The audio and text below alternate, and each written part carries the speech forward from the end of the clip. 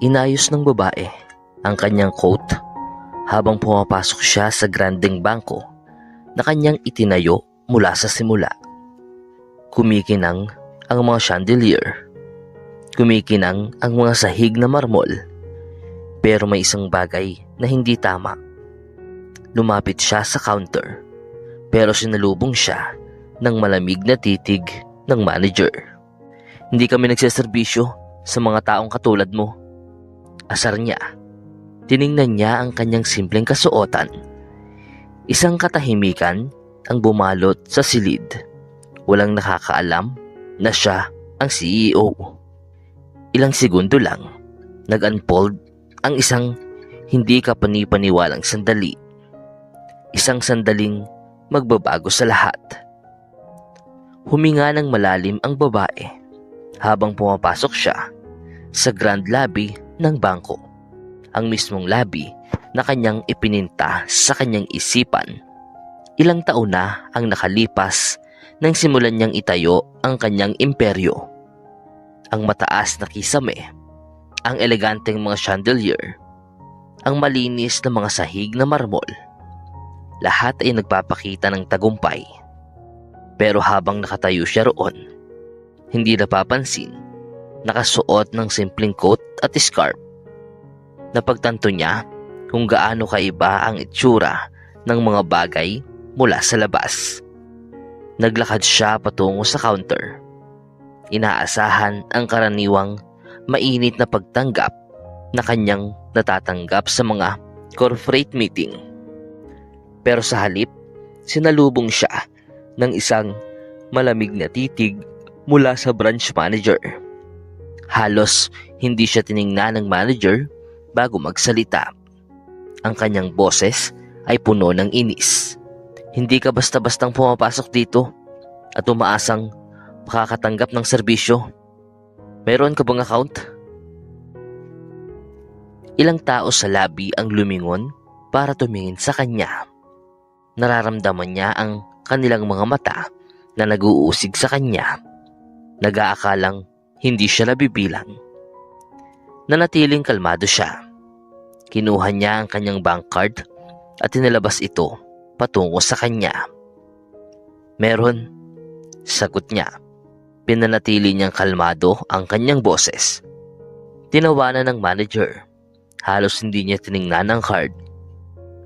"May mga minimum balance requirements para sa isang kadahilanan.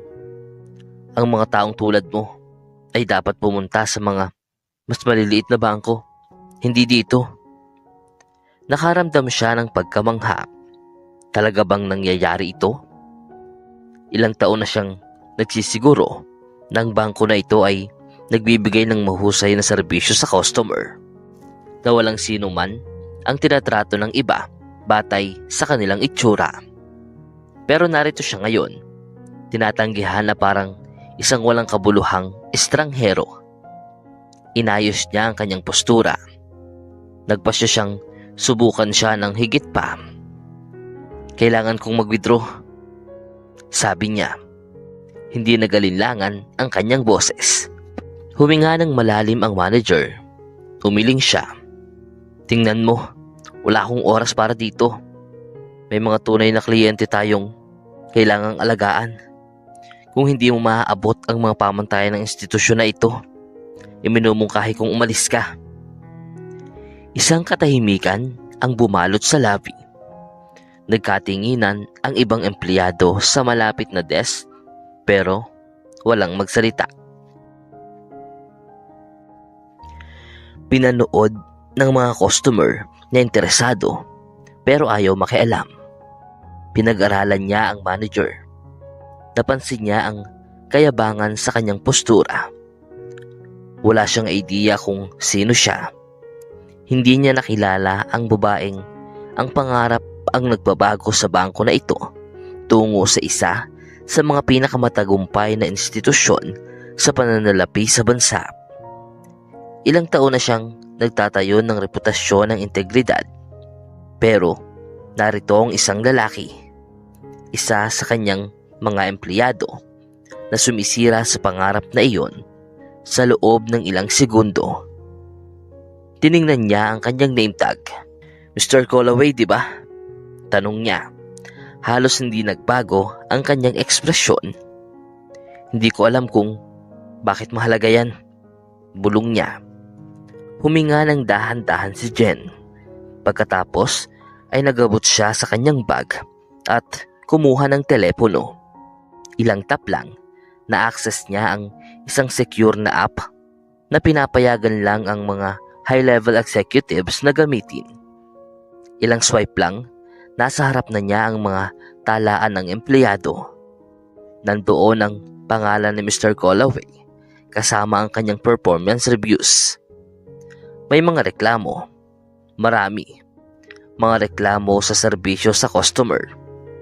Mga pagkakataon kung saan naging hindi komportable ang mga kliyente. Pero walang nagawa hanggang ngayon. Tiningnan niya ang mga mata ni Mr. Callaway. Pinapanood niya ang paglaki ng kanyang kawalang presensya. Wala pa ring idea ang manager, pero malalaman niya sa pinaka hindi malilimutang paraan. Huminga ng malalim si Mr. Callaway. Kumatok siya ng kanyang mga daliri sa counter na parang nag-aaksaya lang siya ng kanyang oras. Tinanggihanan niya siya sa kanyang isipan. Nag-aakalang siya ay isa lang sa mga walang kabuluhang customer na mag-iiwan sa bandang huli. Hindi niya alam na ang bawat segundo ng kanyang kayabangan ay nagsisilbing panguhukom sa kanya. Nanatiling kalmado si Jen. Pinagmamasdan siya. Ang paraan ng pag-iwas niya sa pakikipag-eye contact. Ang paraan ng pagpapahayag ng kanyang postura ng paghamak.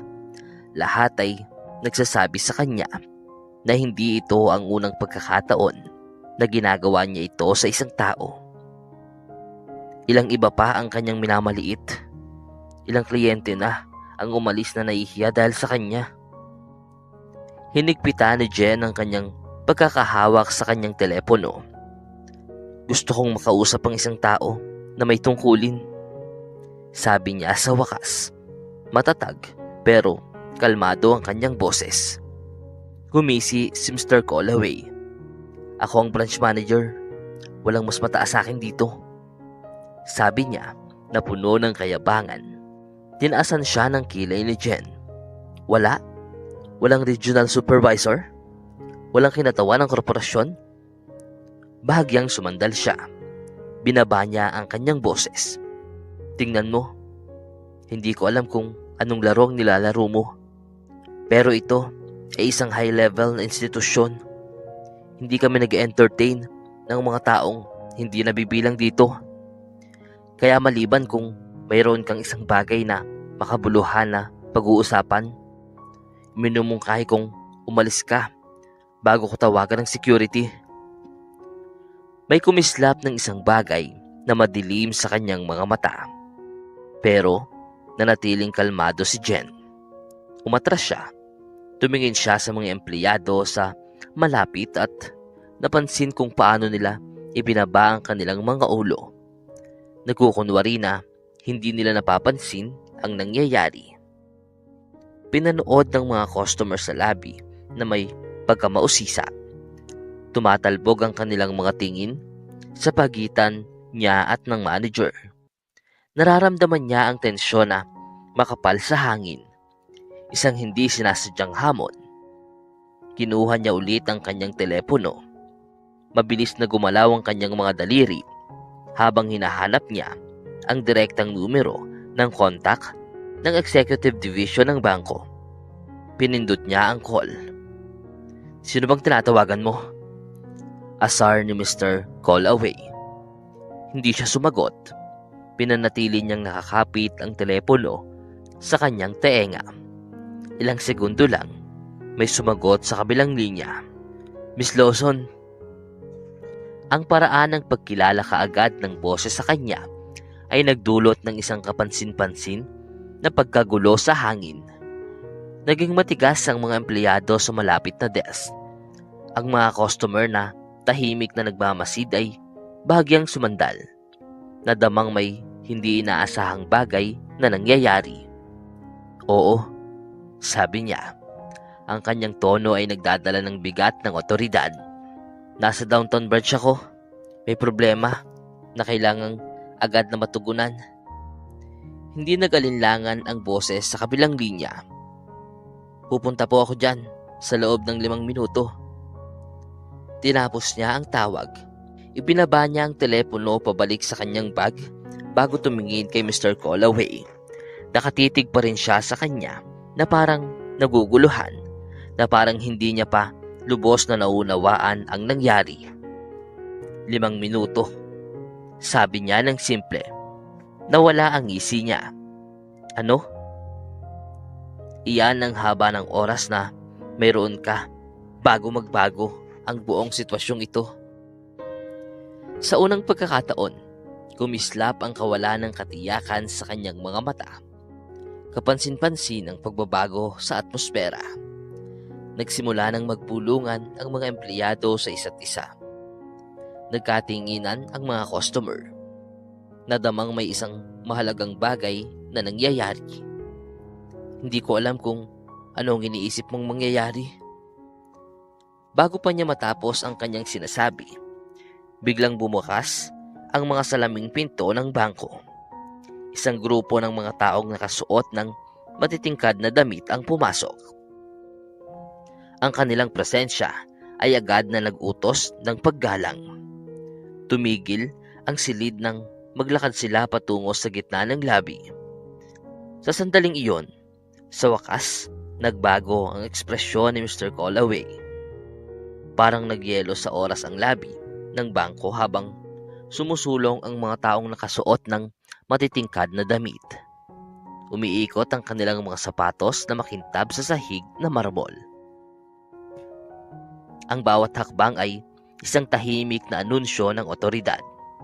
Makapalang tensyon sa hangin na parang lalamunin ka. Ang mga empleyado na nagkukunwaring nagtatrabaho ay napigil ang kanilang hininga at ang mga customer ay nakaramdam na sila ay saksi sa isang bagay na hindi malilimutan. Sa unahan ng grupo ay isang matangkad na lalaki na may pilak na buhok. Hindi mabasa ang kanyang ekspresyon, pero ang kanyang presensya lang ay nangangailangan na ng paggalang. Kinilala siya kaagad ng bawat empleyado. Si Richard Hayes ito, ang regional director. Ang mismong pagkikita sa kanya ay nagpadala ng isang kuryente sa mga kawani. Hindi siya nagbibigay ng surprise visit maliban kung mayroong seryosong problema. Napalunok si Mr. Callaway. Sa wakas ay nagpakita ng mga palatandaan ng pag-crack ang kanyang kayabangan. Inayos niya ang kanyang kurbata. Sumulyap sa babae sa harap niya. Hindi pa rin lubos na nauunawaan kung sino siya. Hindi tumingin si Richard Hayes sa kahit sino pa. Diretso siyang naglakad patungo sa kanya. Tumigil siya bilang pulgada lang ang layo at inilahad ang kanyang kamay. Miss Lawson, sabi niya na puno ng paggalang. Isang kolektibong pagsinghap ang tumawid sa silid. Nagsimulang magbulungan ang mga empleyado. Nagkatinginan sila na gulat na gulat. Nakipagkamay si Miss Lawson sa kanya. Puno ng katahimikan ng kanyang otoridad. Salamat sa pagdating ng napakabilis. Tumango si Richard Hayes. Sa wakas, ay lumipat ang kanyang tingin kay Mr. Callaway. Ang katahimikan ay nakakahingal. Wala na ang karaniwang ngisi ni Mr. Callaway. Bahagyang bumuka ang kanyang mga labi na parang naghahanap ng mga salita pero walang lumabas. Kalmado ang boses ni Richard pero hindi may kakaila ang bigat nito. Alam mo ba kung sino ang tinanggihan mo ng serbisyo? Binuksan ni Mr. Callaway ang kanyang bibig. Nagalinlangan. Pagkatapos ay pinilit niyang ngumiti ng bahagya. Mayroong sigurong isang hindi pagkakaunawaan. Hindi siya hinayaan ni Richard na matapos. Ang tanging hindi pagkakaunawaan dito ay ang iyong sariling kawalan ng kakayahan. Namutla ang mukha ni Mr. Callaway.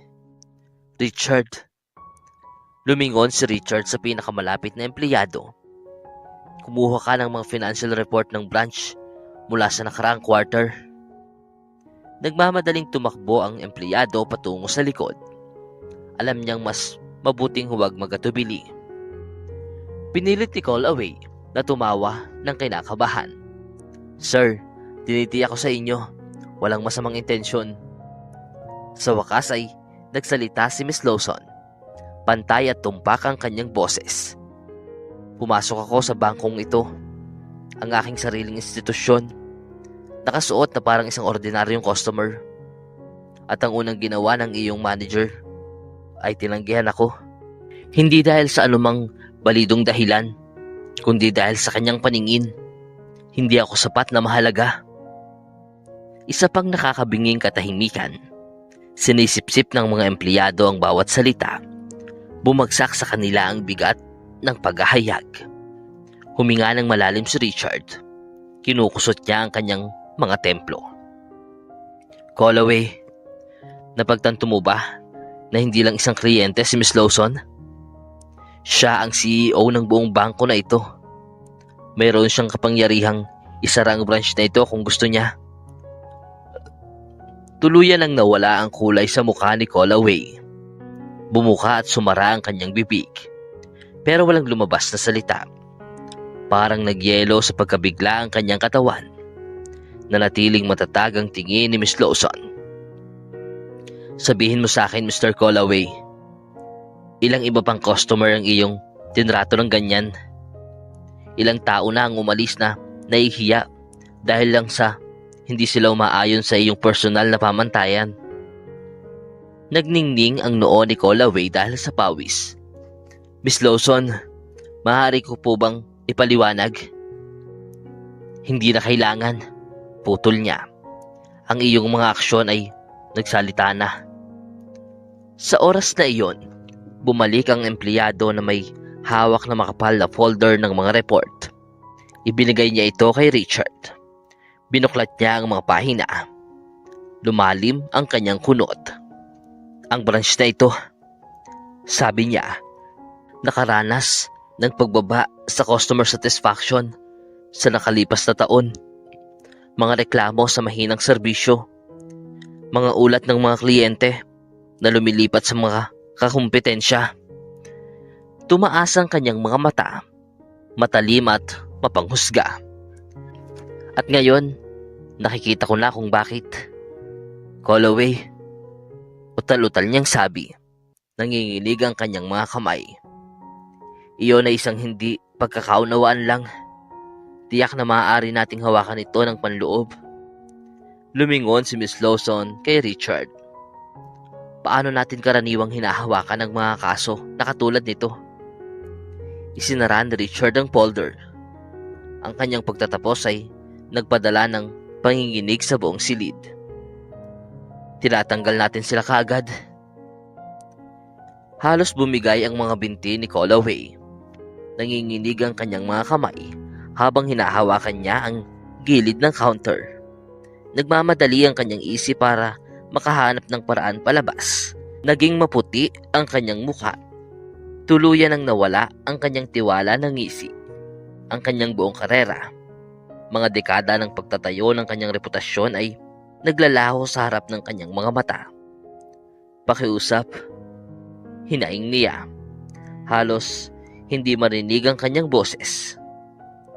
Dapat may paraan para maayos ito. Naglaan ako ng maraming taon sa bangko na ito. Pinamuluan ko ang branch na ito ng mahusay.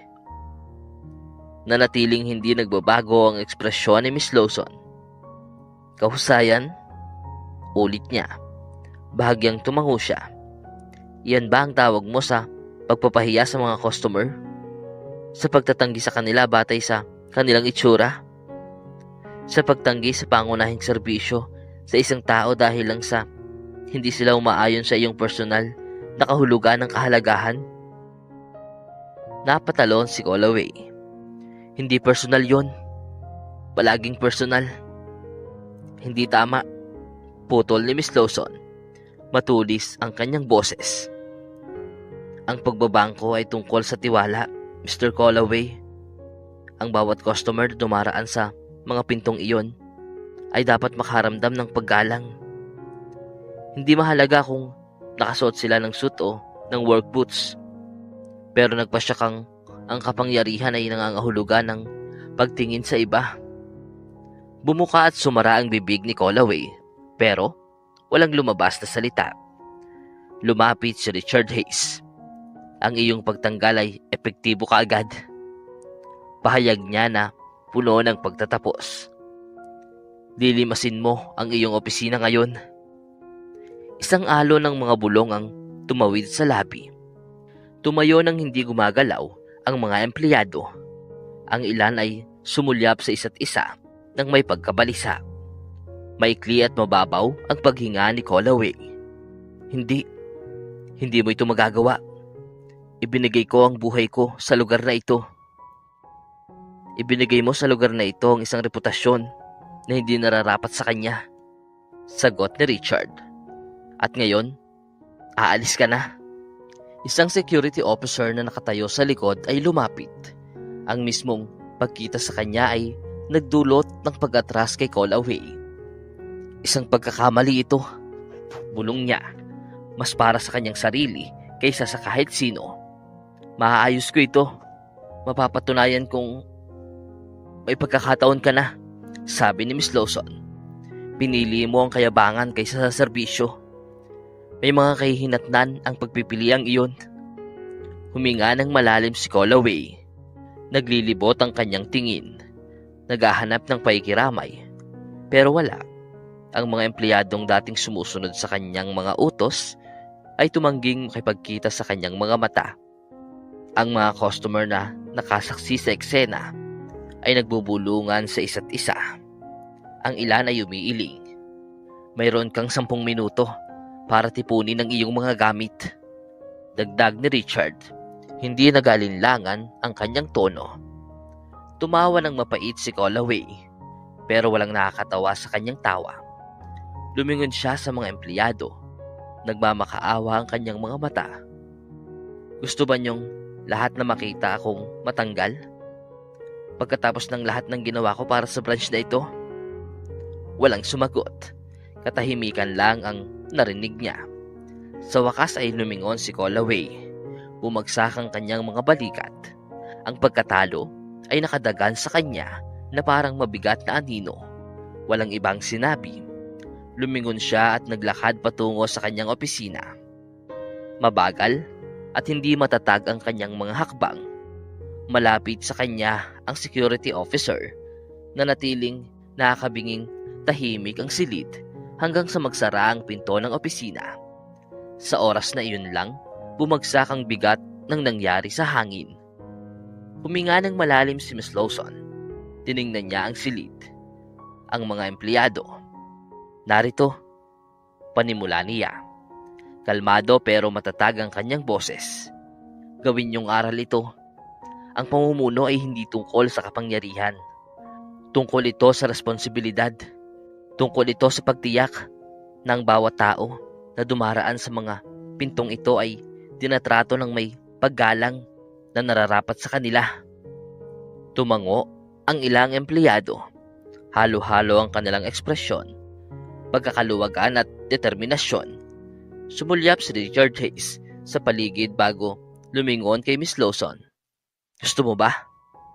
Tumango si Miss Lawson. Siguraduhin nating maging kung ano ang dapat na maging ng branch na ito. Lumingon si Miss Lawson sa mga empleyado. Matatag ang kanyang tingin. Ang bigat ng lahat ng nangyari ay nanatili pa ring nakadagan sa hangin. Hindi pa tuluyang nawala ang tensyon. Pero may isang bagay na nagsimulang palitan iyon. Isang bagay na hindi sinasabi, pero makapangyarihan. Isang pagbabago. Isang pag-unawa. Huminga ng malalim si Miss Lawson bago nagsalita. Alam kong marami kayong hindi maunawaan, sabi niya. Kalmado pero hindi nag-alinlangan ang kanyang boses. At alam kong marami sa inyo ang nagtataka kung anong mangyayari sa susunod. Nagkatinginan ng ilang mga empleyado. Maingat pero mausisa ang kanilang mga ekspresyon. Ang ilan sa kanila ay nagtrabaho sa ilalim ni Callaway sa loob ng maraming taon. Ang iba ay kamakailan lang sumali. Pero naramdaman na nila ang bigat ng kanyang otoridad. Ngayon sa unang pagkakataon, nakikita nila ang ibang uri ng pamumuno. Isang pamumunong hindi umaasa sa takot o kontrol, kundi sa pananagutan. Ang pundasyon ng isang magandang negosyo ay ang tiwala. Patuloy ni Miss Lawson, ang tiwala sa pagitan ng kumpanya at ng mga empleyado nito. Ang tiwala sa pagitan ng mga empleyado at ng kanilang mga customer. Iyan ang nawawala dito ng patagal na panahon. Pero nagtatapos na ito ngayon. Ang branch na ito ay hindi na magiging isang lugar kung saan hindi komportable ang mga tao. Hindi na ito magiging isang lugar kung saan huhusgahan ng sinuman dahil sa kanilang itsura o sa kanilang yaman. Tumawid sa karamihan ng isang bulong. Tumango ang ilan, sumang-ayon. Ang iba ay nakatulala pa rin sa nangyari. Nanatili silang tahimik pero walang tumutol. Lumapit si Richard Hayes. Sumulyap ang kanyang matalim na tingin sa paligid ng silid. Kung mayroong nararamdaman na hindi sila makakatayo sa likod ng pangarap na ito, sabi niya, tahimik ang kanyang otoridad sa kanyang boses. Ngayon na ang oras para sabihin ito. Walang gumalaw. Walang nagsalita. Ang katahimikan ay nagsasalita ng marami. Mabuti, sabi ni Miss Lawson, dahil darating ang pagbabago. Handa man tayo o hindi. At ang pagbabagong ito ay hindi mabubuo sa mga patakaran lamang. Mabubuo ito sa paraan ng pakikitungo natin sa mga tao. Sa paraan ng pananaw natin sa kanila. Sa paraan ng pagpapahalaga natin sa kanila. Iyon ang magtatakda sa bangko na ito mula sa araw na ito. Isang mas batang teller, isang babaeng nagngangalang Natalie, ay lumapit ng may pag-alinlangan. Miss Lawson, sabi niya, hindi sigurado ang kanyang boses. Ibig po bang sabihin nito, magbabago na ang mga bagay? Talaga bang magbabago? Tumango si Miss Lawson. Oo, Natalie. Ibig sabihin nito, mula ngayon, hindi ka lang narito para sumunod sa mga utos. Narito ka para maging bahagi ng isang bagay na mahalaga. Narito ka para tiyakin na walang sino man ang dumaraan sa mga pintong ito at umalis na mas mababa ang kanilang tunay na halaga. Kumislap ang mga mata ni Natalie. Mayroong isang bagay na malapit sa kaluwagan. Tumango ang ilan. Nagbabago ang mood sa silid. Mula sa kawalan ng katiyakan, patungo sa isang bagay na mas malakas. Pag-asa. Tiningnan ni Richard ang kanyang relo. Marami tayong gagawin, sabi niya. Pero bago tayo magpatuloy, Miss Lawson, naniniwala akong may isa pang bagay na kailangan nating alagaan. Sinundan ni Miss Lawson ang kanyang tingin at lumingon pabalik sa teller window kung saan nagsimula ang lahat. Nakatayo pa rin doon ang teller na tumanggi na tulungan siya kanina. Maputla ang kanyang mukha. Nakatulala siya sa kanyang kinatatayuan. Malinaw na umaasa na mapapasa siya ng pansin.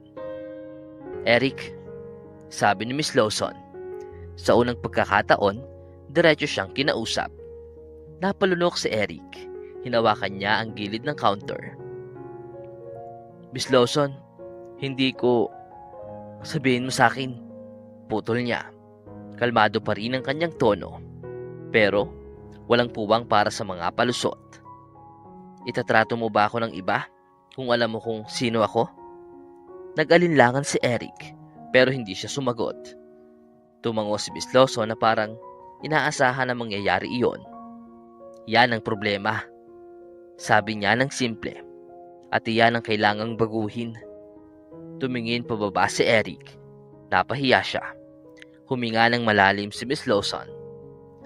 Ang tanong ngayon ay kung handa ka bang magbago. Tumayo nang hindi gumagalaw si Eric. Bumibilis ang tibok ng kanyang puso. Ang bigat ng mga salita ni Miss Lawson ay nakadagan sa kanya. na parang isang mabigat na bato.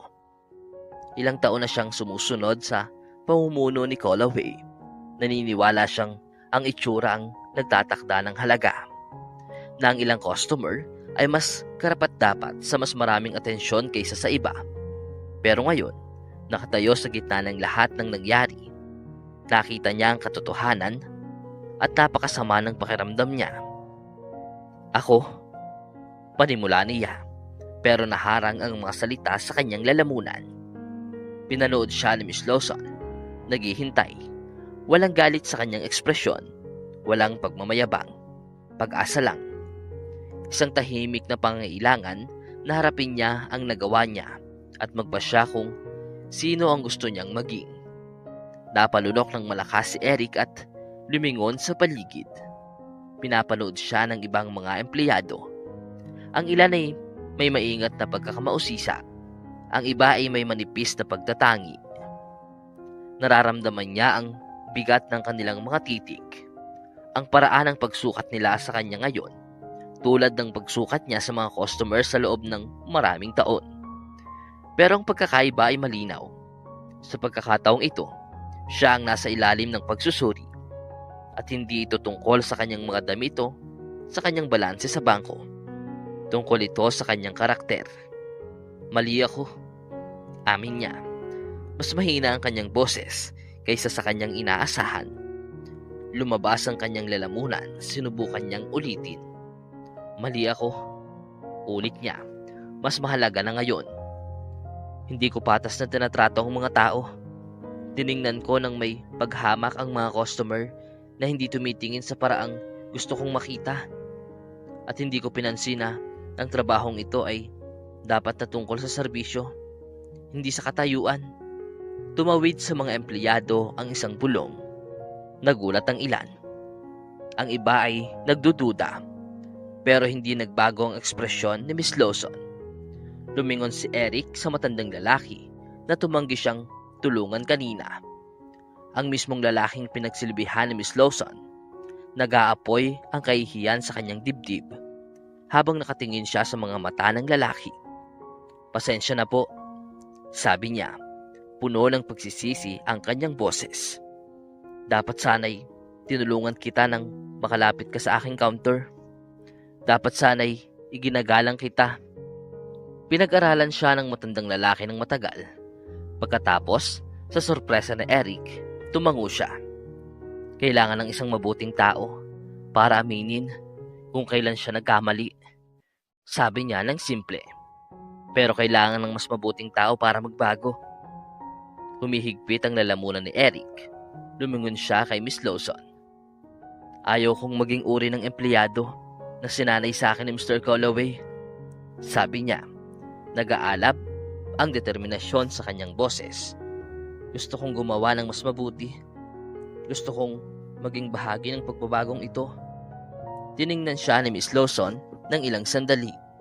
Pagkatapos ay tumango siya. Patunayan mo, sabi niya. Mula sa sandaling ito, ang bawat customer na dumaraan sa mga pintong ito ay tratuhin ng may paggalang, dignidad at katarungan. Walang eksepsyon, walang palusot. Tumango si Eric, isang kakaibang pakiramdam ng kaluwagan ang bumalot sa kanya. Lumingon si Miss Lawson sa natitirang mga empleyado. Para sa inyong lahat, sabi niya. Hindi lang ito tungkol kay Eric.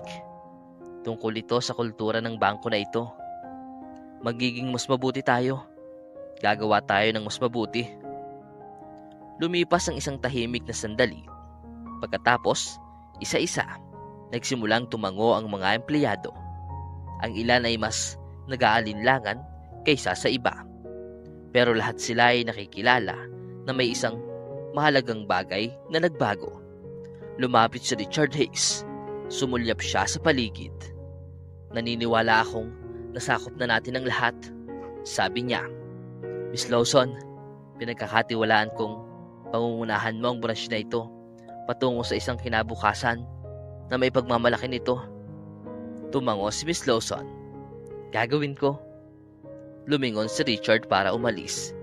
Pero bago siya umalis, Tumigil siya at sumulyap sa matandang lalaki.